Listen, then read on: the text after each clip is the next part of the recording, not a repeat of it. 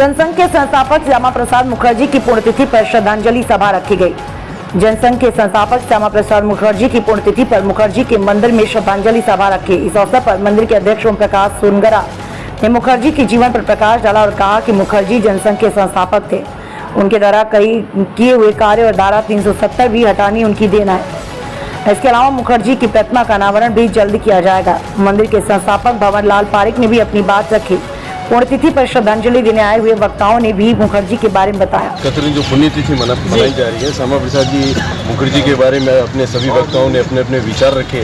तो मैं पूछना चाहूँगा कि जो श्यामा प्रसाद मुखर्जी को 31वीं जो पुण्यतिथि है, इसके उपरांत श्यामा प्रसाद जी मुखर्जी के जो कार्य हुए हैं, कैसे हुआ है, उसके ऊपर प्रकाश डालिए। श्यामा प्रसाद मुखर्जी के जीवन पर और उनके भारत में योगदान के ऊपर एक श्यामा प्रसाद मुखर्जी शोध संस्थान बना हुआ है दिल्ली में, जो भाजपा के केंद्रीय संगठन के द्वारा संचालित है और भारत सरकार का भी उसमें आशीर्वाद है उनको। इनके जितने जीवन में कार्य हुए वो सब उसमें पूरा लिखित में है।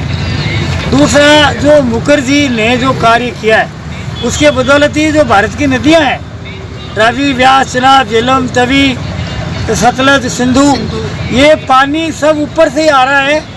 और अगर 370 की जानकारी जनता में नहीं करवाते श्यामा प्रसाद मुखर्जी तो अलग देश बन जाता और एक एक बूंद के लिए पाकिस्तान बार्गेनिंग करता भारत से। और यही एक कारण है कि श्यामा प्रसाद मुखर्जी का जो योगदान है, छत्रपति शिवाजी महाराज, महाराणा प्रताप, विवेकानंद के वो वास्तविक उत्तराधिकारी है और उसके लिए हम भारत के लोग कृतज्ञ हैं।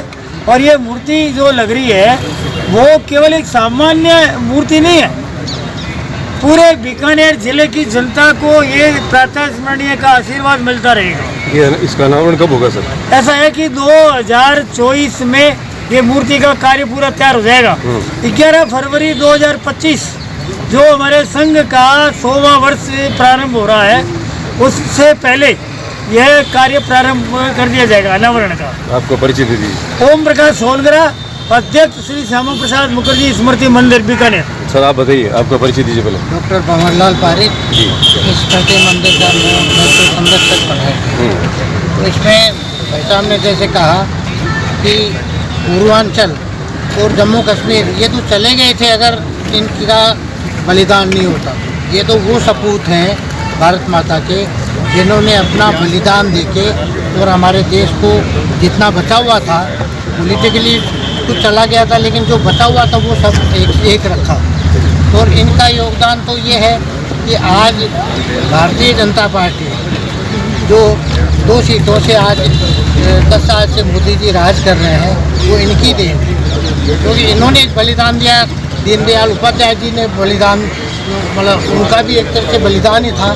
तो इनके कारण से, महापुरुषों के कारण ही ये आज वो भारतीय जनता पार्टी इस अच्छी जनता के सहयोग के साथ और पूरा राज्य कर रही है। धन्यवाद। मैडम आप बताइए, आप क्या कहना चाहेंगे? मैं श्रीमती सुधा आचार्य, प्रवक्ता श्यामा प्रसाद स्मृति मंदिर बीकानेर। श्यामा प्रसाद मुखर्जी के प्रयासों के लिए भारत राष्ट्र सदैव ऋणी रहेगा। यदि इन्होंने इस राष्ट्र की बागडोर, पाकिस्तान चाहे जो कुछ भी है, लेकिन कश्मीर हमारा ही रहेगा, एक राष्ट्र में एक निशान, 2 प्रधान 2 विधान नहीं चलेंगे, ये नारा नहीं दिया होता, प्रोटोकॉल तोड़ करके ये कश्मीर में नहीं गए होते, इनका जीवन होम नहीं हुआ होता, तो शायद वो चिंगारी आज इतनी प्रज्वलित नहीं होती। 2 व्यक्तियों ने राष्ट्र चिंतन करना शुरू किया था संसद में और आज विश्व की सबसे बड़ी पार्टी बन गई है। हम साधुवाद देते हैं हमारे देश के माननीय प्रधानमंत्री नरेंद्र मोदी जी को, जिन्होंने धारा 370 हटाई, जिन्होंने इस राष्ट्र को एक ऐसी सौगात दी है कि अब राष्ट्र एक उन्नति के पथ पर अग्रसित हो रहा है और पुनः अपनी वैभव के शिखर पर भारत पहुंच रहा है। धन्यवाद। प्रेम सिंह जी आप बताइए।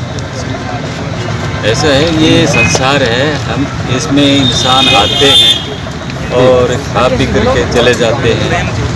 अगर ऐसे ही चलता रहा तो ऐसे ही ये संसार चलना भी सही नहीं रहेगा। तो इसलिए महापुरुषों का भी पैदा होना बहुत ज़रूरी है और ये टाइम पर ये महापुरुष भी पैदा होते रहते हैं और कुछ हमारे लिए कुछ ऐसी चीज़ें बढ़ाकर चले जाते हैं, कुछ काम करके चले जाते हैं जो हम ज़िंदगी भर हमारे हमारे आने वाले पुख्तों तक ये याद रहती है।